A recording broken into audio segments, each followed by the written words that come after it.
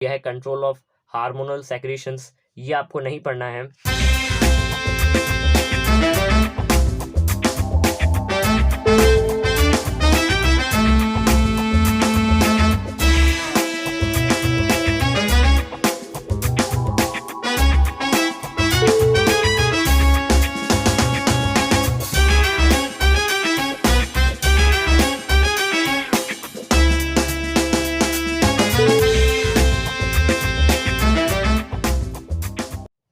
So guys, welcome back to our own channel Books Reviewer. So in this video हम discuss करने वाले हैं page by page reduce syllabus explanation of biology.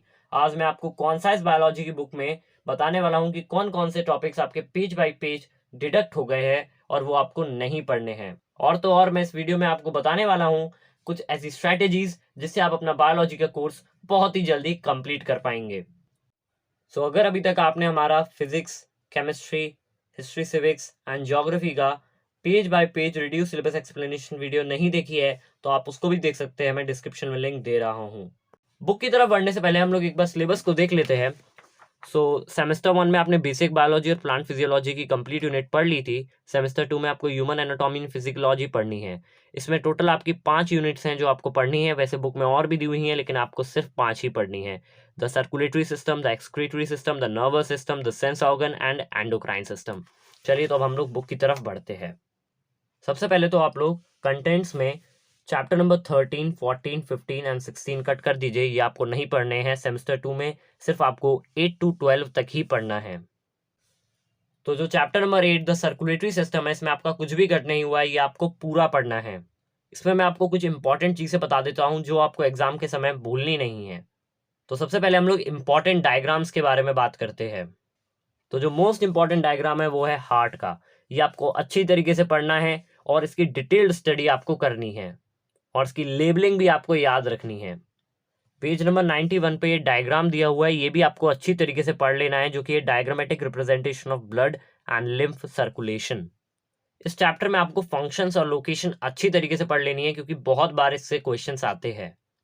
Book में आपके जितने ही question दिए हुए इसको आपको अच्छी तरीके से कर लेना है, स्पेशली जो structured application skill type question है। इसके बाद हम लोग chapter number 9 the excretory system में आते हैं। तो ये भी आपको पूरा कर लेना है, इसमें कुछ भी डिडक्शन नहीं हुआ है। इसमें जो आपका ये ह्यूमन यूरिनरी सिस्टम है, ये डायग्राम आपको अच्छी तरीके से याद रखना है। और जो यहाँ पे किडनीज के डायग्राम है, इंटरनल और एक्सटर्नल, ये दोनों आपको अच्छी तरीके से याद रखने हैं। जो पेज नंबर 117 पे functions of the kidney production of urine में ये जितने तरीके के ये प्रोसेसेस दिए हुए ये आपको अच्छी तरीके से पढ़ लेना है। So students, Unacademy prodigy test 13 फरवरी होने जा रहा है। ये टेस्ट क्लास 7 से लेके class 12 IIT JEE NEET UG के स्टूडेंट्स दे सकते हैं। ये 1 आवर का फ्री मॉक टेस्ट होगा। इसमें सभी पार्टिसिपेंट्स को मौका मिलेगा एक्साइटिंग रिवॉर्ड्स जीतने का, जैसे scholarship, MacBook air, Apple iPhone, Apple iPad, Amazon Echo Dot and Amazon vouchers का। साथ ही साथ आपको मिल सकता है एजुकेशन ऑफ लाइफ, जिसमें आपको 20 लाख तक का कॉलेज ग्रांट मिलेगा आपके ग्रेजुएशन के लिए। Detailed score card and video solution analysis भी अवेलेबल होगा आफ्टर द टेस्ट। इससे आप अपनी रैंक, अपने स्ट्रेंथ एंड वीकनेस को आइडेंटिफाई कर सकते हैं। 30 मिनट्स का प्रैक्टिस टेस्ट ऑलरेडी स्टार्ट हो चुका है। इसके अलावा आपके आने वाले फाइनल एग्जाम्स की प्रिपरेशन के लिए प्लस सब्सक्रिप्शन को ऑप्ट कर अनअकैडमी के किसी भी बैच को आप ज्वाइन कर सकते हैं। बहुत सारे न्यूली लॉन्च्ड बैचेस अवेलेबल है आपके आने वाले एग्जाम्स के लिए। 12 मंथ्स या अबव के प्लस सब्सक्रिप्शन को लेने पर आपको मिलेगा 2 मंथ्स का एक्सटेंशन एब्सोल्युटली फ्री। सो बच्चों, अपने पेरेंट्स को इस limited period offer and scholarship exam के बारे में बताना मत भूलना। डिस्क्रिप्शन में सभी लिंक दिए हुए हैं। मेरा कोड रिव्यू यूज करके टू अनलॉक अनअकैडमी। इतना ही नहीं, इस कोड से आप कोई भी सब्सक्रिप्शन बाई कर सकते हैं 10% ऑफ पर। सो लर्नर्स, अनअकैडमी के साथ लेट्स क्रैक इट। चलिए अब हम अपने वीडियो में आगे बढ़ते हैं। इसके बाद हम लोग chapter number 10 the nervous system पे आते हैं। तो इसमें भी आपका कुछ भी डिडक्शन नहीं हुआ है, ये भी आपको अच्छी तरीके से पूरा पढ़ लेना है। और इस चैप्टर को आप थोड़ा ध्यान से पढ़िएगा। जैसे यहाँ पे स्ट्रक्चर ऑफ न्यूरॉन है तो इसको आप अच्छी तरीके से याद कर लीजिएगा। और इसमें जो डायग्राम्स है उसमें आप ब्रेन का डायग्राम अच्छी तरीके से याद रखिएगा। इसके बाद आपका पेज नंबर 130 पे components of the nervous system at a glance दिया है, ये भी बहुत इंपॉर्टेंट है, तो इसको भी आप अच्छी तरीके से पढ़ लीजिएगा। इसके बाद हम लोग chapter number 11 the sense organs की तरफ बढ़ते हैं। सो सेंस ऑर्गन में आपका थोड़ा सा कट है, मैं आपको बता देता हूँ। तो इसमें अगर हम लोग सिलेबस में देखें, इसमें आपको डिफेक्ट्स ऑफ द आई में myopia, hyperopia, hypermetropia, presbyopia, astigmatism and corrective measures diagram included for myopia and hypermetropia only. तो इसमें जितने भी डिफेक्ट्स दिए सिर्फ आपको यही डिफेक्ट्स पढ़ने हैं और कोई डिफेक्ट्स नहीं पढ़ने हैं। तो सबसे पहले आप लोग पेज नंबर 100 एंड 144 पे आ जाइए।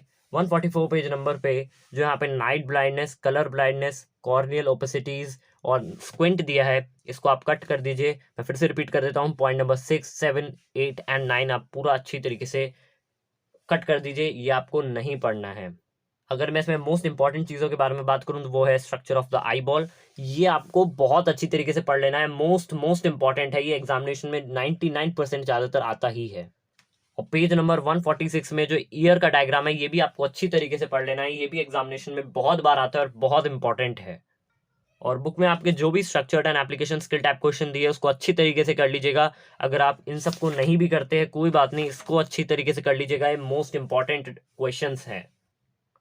इसके बाद हम लोग चैप्टर नंबर 12 एंडोक्राइन सिस्टम की तरफ बढ़ते हैं। तो इसमें भी आपका थोड़ा सा पोर्शन कट है।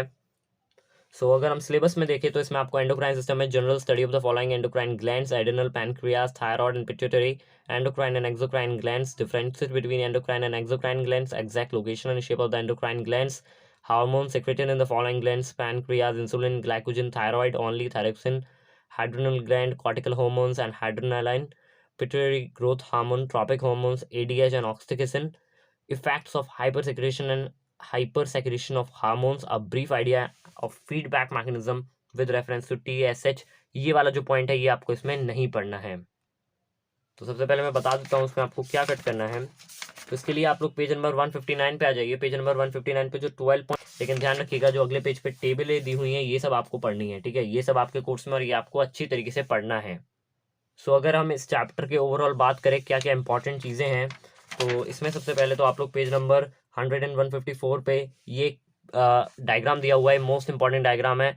इसमें आपके जितने ग्लैंड है सब दिखाए हुए हैं, तो आप इसको अच्छी तरीके से पढ़ लीजिएगा। और ये काफ़ी बार लेबलिंग करने के लिए आ जाता है एग्जामिनेशन में और कभी कभी बनाने को भी आ जाता है। आपने शायद अपनी प्रैक्टिकल फाइल्स में ये बनाया हो और ये शायद आपका लास्ट एक्सपेरिमेंट था, तो आप इसको अच्छी तरीके से कर लीजिएगा, ये मोस्ट इंपॉर्टेंट डायग्राम है।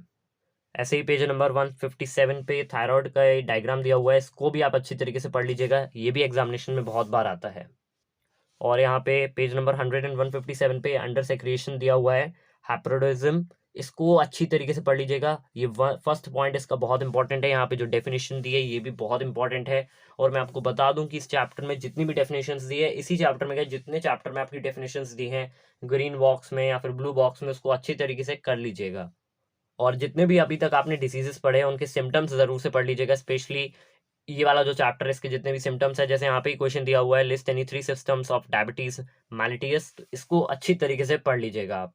और मैं आपको एक बहुत इंपॉर्टेंट चीज बता देता हूँ, जैसे आपकी बुक में ये complete the following table by filling the blanks required in 1 to 7 दिया हुआ है, ये आपको अच्छी तरीके से कर लेना है। मैं आपको एक बार स्पेसिमेन क्वेश्चन पेपर दिखा देता हूँ जो बोर्ड का रिलीज हुआ था। ये बोर्ड का स्पेसिमेन क्वेश्चन पेपर है, इसमें आप लास्ट क्वेश्चन देख पा रहे होंगे, इसी से बेस्ड है। जैसे यहाँ पे gland hormone secreted and effect of over secretion दिया हुआ है, यहाँ पे भी वही सेम है, effect of body gland hormone secreted. तो ये वाला आपको अच्छी तरीके से पढ़ लेना है, ये आपका यहाँ पे दिया हुआ है, ठीक है। आप इन सबको पढ़ेंगे आपको अच्छी तरीके से समझ में आ जाएगा। यहाँ पे भी आपको एक काफ़ी सारे रिस्पॉन्सेज टू एड्रेनालाइन दिया हुआ है, इसको भी आप अच्छी तरीके से पढ़ लीजिएगा। पेज नंबर 161 पे यहाँ पे आपके हार्मोन्स एट ग्लैंस दिए है, इसको भी आप पढ़ लीजिएगा। ये आप इसको अगर लर्न कर ले तो आपका 60% चैप्टर इसी से हो जाएगा। और बुक में जितने भी क्वेश्चंस दिए हैं वो structured application skill type question हो या फिर डिस्क्रिप्टिव क्वेश्चन हो, उसको अच्छी तरीके से आप इस चैप्टर के पढ़ लीजिएगा, स्पेशली जो structured application skill type question है। तो अब मैं आपको एक स्ट्रैटेजी के बारे में बताता हूँ जिससे आप अपने बायोलॉजी का complete syllabus with in 10 days के अंदर कंप्लीट कर पाएंगे अच्छी तरीके से। तो जैसे आपका सर्कुलेटरी सिस्टम है, ये थोड़ा सा बड़ा चैप्टर है तो इसमें थोड़ा ज़्यादा समय लगता है। एक्सक्रीटरी में भी थोड़ा समय लगेगा, नर्वस में ज़्यादा समय लगने नहीं वाला, सेंस ऑर्गन में क्योंकि आपको आई और ईयर का स्ट्रक्चर पढ़ना है तो उसमें थोड़ा समय लग जाएगा, और एंडोक्राइन सिस्टम में कुछ आपको लर्न करना पड़ेगी चीज़ें, उसमें थोड़ा सा समय लग जाएगा। तो ये मैंने आपका एक कंप्लीट प्लान बनाया हुआ है किस तरीके से आप लोग अपना पूरा बायोलॉजी का सिलेबस विद इन 10 डेज के अंदर कंप्लीट कर पाएंगे। तो अगर आप डेली 2 घंटे बायोलॉजी को देते हैं। ठीक है, आपको सिर्फ 10 दिन तक डेली 2 घंटे बायोलॉजी को देना है। अगर आप सर्कुलेटरी सिस्टम को देखेंगे तो ये आपका 3 दिन के अंदर कंप्लीट हो जाएगा। आपको सर्कुलेटरी को लेके चलना है। आप कोई भी यूट्यूब पे लेक्चर्स से कंप्लीट कर सकते हैं, नहीं तो खुद ही रीडिंग करेंगे, आपको समझ में आ जाएगा। आप एक्सक्रीटरी सिस्टम को 2 दिन में कर पाएंगे। नर्वस सिस्टम में आपको सिर्फ 1 दिन लगने वाला है। सेंस ऑर्गन को आप 2 दिन में कर पाएंगे क्योंकि इसमें आई और ईयर का स्ट्रक्चर है। एंडोक्राइन सिस्टम मैंने 3 दिन लिए हुए हैं। अगर आप इन सब दिन को टोटल करेंगे तो आपका 11 डेज पड़ेगा। मैंने आपको 1 दिन एक्स्ट्रा इसमें जानबूझ के दिया हुआ है क्योंकि एंडोक्राइन सिस्टम में अगर आप ज़्यादा जल्दी लर्न कर पाएंगे तो आप 2 डेज के अंदर इसको कंप्लीट कर देंगे, नहीं तो फिर आपको 3 डेज लगने वाले हैं। आपको कोशिश करनी है कि आपको विद इन 10 डेज के अंदर इस पूरे सिलेबस को कंप्लीट कर देना है क्योंकि ज़्यादा सिलेबस आपका नहीं है बायोलॉजी में। और as compare to other subject biology में आपका सबसे ज़्यादा जो सिलेबस है वो डिडक्ट हुआ है, तो आप इसमें अच्छी तरीके से पढ़ लीजिएगा क्योंकि ये जो चैप्टर्स आपको यहाँ पे दिख पा रहे होंगे स्क्रीन पे, ये काफ़ी आसान चैप्टर्स हैं। इन सबको कंप्लीट करने के बाद जब आप 10 डेज बाद इसको कंप्लीट कर दे, इसके बाद कोई भी आप अच्छी क्वेश्चन बैंक पे शिफ्ट हो सकते हैं, नहीं तो आप सैम्पल पेपर्स पे भी डायरेक्टली शिफ्ट हो सकते हैं क्योंकि आप बुक के क्वेश्चन भी कर लेंगे। और अगर आप इन 10 दिन में बुक के क्वेश्चन नहीं कर पाते हैं सो आप अगले 2-3 दिन बुक के क्वेश्चन भी कर सकते हैं। बुक के क्वेश्चन को कंप्लीट करने के बाद आप डायरेक्ट सैम्पल पेपर पे जा सकते हैं। डायरेक्ट सैम्पल पेपर पे अगर आप जाएंगे तो इससे आपको ये फायदा होगा कि आपको क्वेश्चंस भी काफ़ी सारे पता चल जाएंगे किस तरीके से आते हैं, आप उसको भी कर पाएंगे और आपके सैम्पल पेपर की प्रैक्टिस भी हो जाएगी। सो आई होप आपको बायोलॉजी थोड़ी सी आसान लग रही होगी, और अगर आपको बायोलॉजी अब आसान लग रही है तो इस वीडियो को लाइक करें, चैनल को सब्सक्राइब करें और अपने दोस्तों को इस वीडियो को शेयर करें। और ऐसी ही स्ट्रेटेजी वीडियो डिफरेंट सब्जेक्ट्स के लिए भी मैं जल्दी ला रहा हूँ, और एक कंबाइंड 30 डे स्ट्रेटेजी वीडियो में भी जल्दी लाऊंगा। सो इस वीडियो में इतना ही। Thank you so much for watching.